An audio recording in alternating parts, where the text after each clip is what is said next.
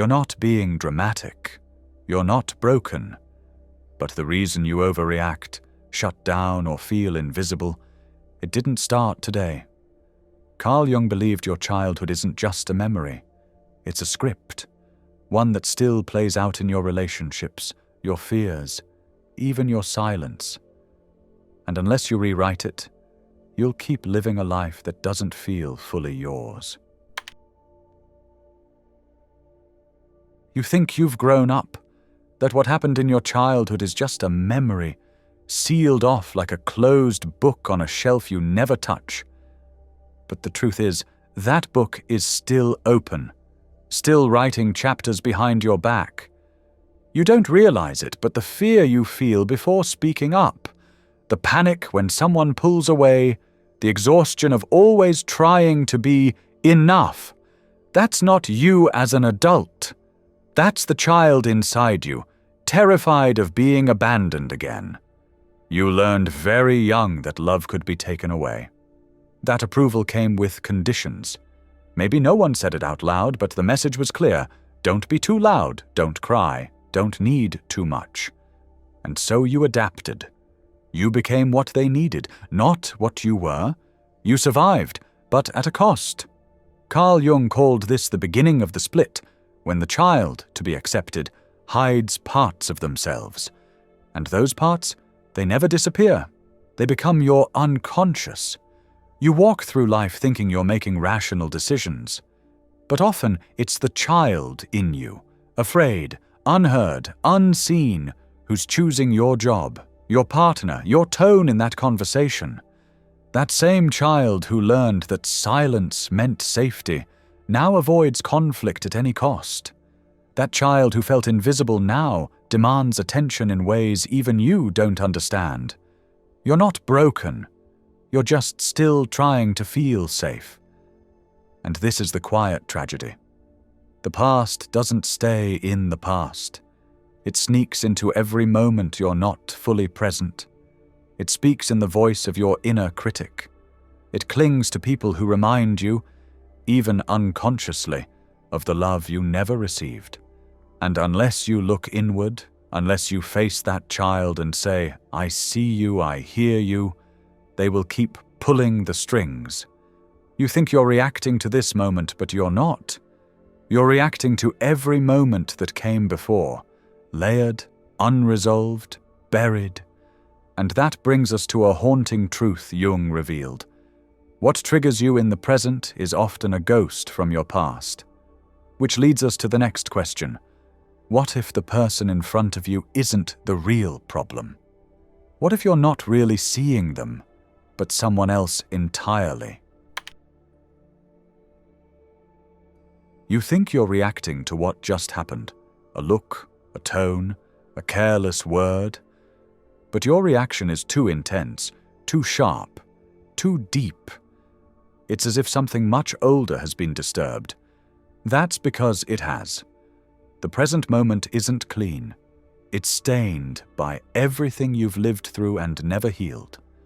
Carl Jung called this projection, the unconscious act of casting your past onto the people around you. You're not just seeing them, you're seeing ghosts. That co-worker who doesn't listen to you.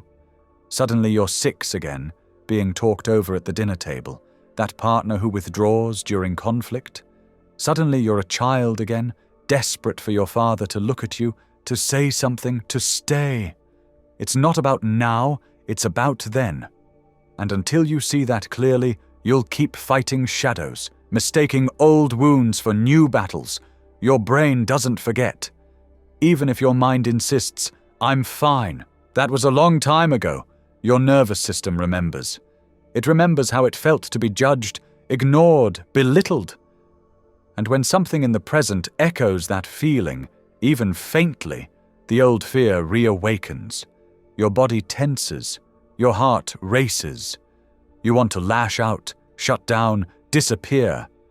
But none of this is about what's actually happening. It's about what that moment represents. Jung said, until you make the unconscious conscious, it will direct your life and you will call it fate. This is what he meant. You think people keep disappointing you. But maybe they're just walking into roles your past has already written for them. You think you're choosing them. But what if your wounds are choosing for you? And here's where it gets darker. The more you deny the past, the more it controls the present.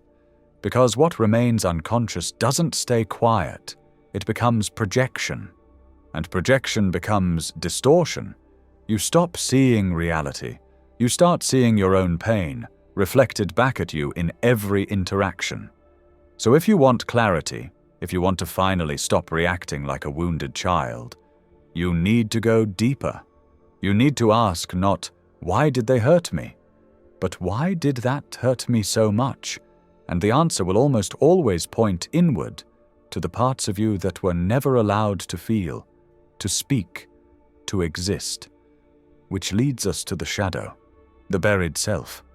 Because when you're not allowed to express your truth, you don't kill it. You bury it.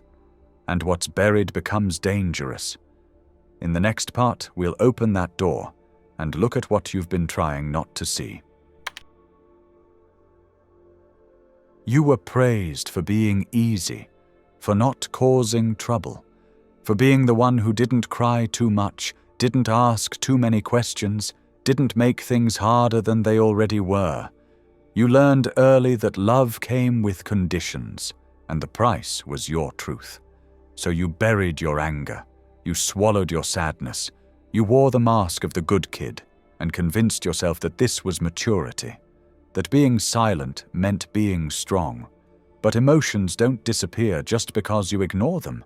They go underground, they rot, they twist, and one day they come back, not as memories, but as anxiety that makes no sense, as sudden shame in moments that shouldn't matter, as sabotage right when you're closest to something good. Carl Jung called this the shadow, everything you had to hide in order to be accepted. And here's the truth no one told you. The shadow doesn't just contain what's bad. It contains your power, too, your fire, your ability to say no, your right to take up space. But because you were punished or rejected for expressing it as a child, you learned to fear it. So now, as an adult, you fear your own intensity. You shrink in rooms where you should stand tall. You soften your voice, your wants, your edges. Not because it feels right, but because it feels safe. But safe is not the same as free. You're still haunted by the child who never got to be real. That's why you feel invisible sometimes, even when people love you. That's why you can't rest, even when you've earned it. That's why you lash out or collapse when you're overwhelmed. Because the shadow doesn't stay silent forever. The more you repress, the louder it becomes. Jung believed that real healing begins not when you destroy the shadow, but when you befriend it. When you turn toward the parts of you that were exiled, not with judgment but with compassion. I see you, you say to your rage. I'm listening. You whisper to your grief. That's when the haunting stops. That's when integration begins. But what happens when you don't do this work? When you keep the mask on, keep the shadow buried, keep pretending? Then something even more tragic unfolds. You start repeating, not just feelings, but patterns, stories, relationships, mistakes, over and over. In the final part, we'll face this cycle head-on and ask the question you've avoided. Are you living your life or reliving your childhood? You tell yourself it's just bad luck, that you keep choosing the wrong people, that maybe if you were a little more patient, a little less intense, a little easier to love, things would finally change. But they don't. You meet someone new, but the feelings are old. The same disappointment, the same rejection, the same ache, different faces, same story. That's not coincidence. That's your inner child, still searching for resolution. Carl Jung believed that what we don't heal, we repeat, not because we enjoy the pain, but because we are trying unconsciously to master it. to finally get the ending we deserved. So you chase unavailable partners, hoping this one will choose you. You overextend yourself, hoping this time someone will appreciate it. You stay silent in conflict, praying that maybe now silence won't mean abandonment. But it never works, because healing doesn't come from the outside in, it comes from the inside out. You're not broken for repeating these patterns. You're wounded. You're reenacting an emotional script that was written when you had no choice, no voice, no protection. And deep down, the child in you still believes, if I can just do it right this time, I'll finally be loved, seen, safe. But the world isn't where the healing begins. You could change your job, your partner, your city, and still end up right back where you started. Because the real battlefield is within. It's between the adult you are and the child you've forgotten. Between the one who pretends everything is fine and the one who never really believed that it was. Jung called this process individuation, the painful, liberating journey of becoming whole. Not perfect, not invulnerable. Whole.